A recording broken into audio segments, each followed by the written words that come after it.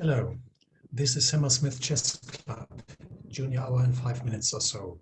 This video is the summary of a session we had in June 2020 on principles of Rook Endgames. All Rook Endgames are drawn. That is a saying which is definitely not true. It all depends on activity. How important activity is shown in two examples which confirm another saying. Rooks have to be placed behind passed pawns. And that is in most cases true for both the attacker and the defender.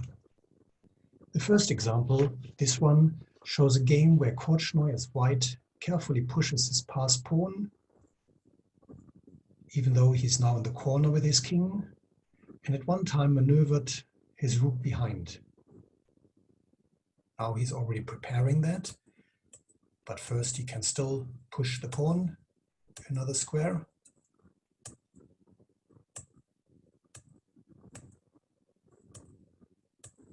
And now he has to be careful. Now he has to position his rook behind the passed pawn. He did not mind even to lose pawns on the king's side, potentially. Well, he couldn't lose anymore, and white is coming in time to prevent black from queening one of the pawns.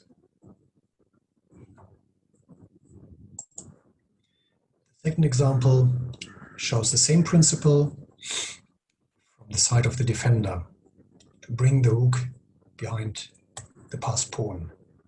In this case, rook to a4, rook c6 would have lost. White has to defend the pawn laterally, but is not able to do so. And even though he wins the h-pawn, but that ending indeed is drawn because of the passive white king and the active black rook.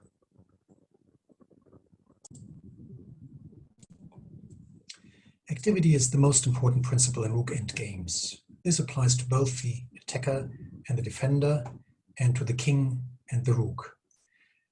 The next examples show how an active king can be used in a Rook Endgame, especially with the help of a shield protection by an opponent's pawn. Here it's the defender with a pawn down, with actually 3 pawns down, who can successfully defend by activating his king. First, he has to build protection, a shield by an opponent's pawn, threatening mate now. So white has to move the h-pawn, and now it is already perpetual on the first and second rank. And the same principle here for the attacker.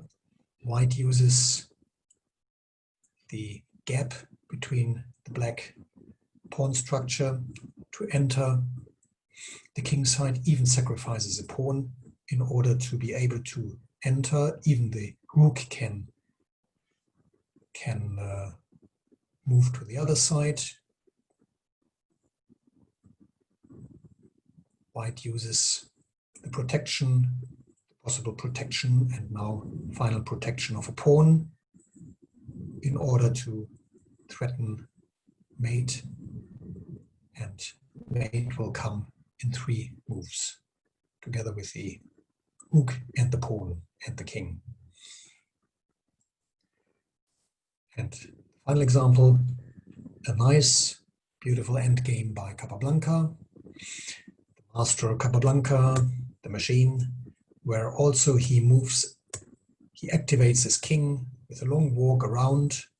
Now he pushes the pawn, which allows the king to go via g5 into the opponent's camp, again protected by an opponent's pawn, threatening mate, and the king has to stay on the 8th rank, and white is able to collect a lot of pawns sufficient to, and critical pawns sufficient to win the game, and a few moves later Capablanca had won. So remember, Rook Endgames are about activity.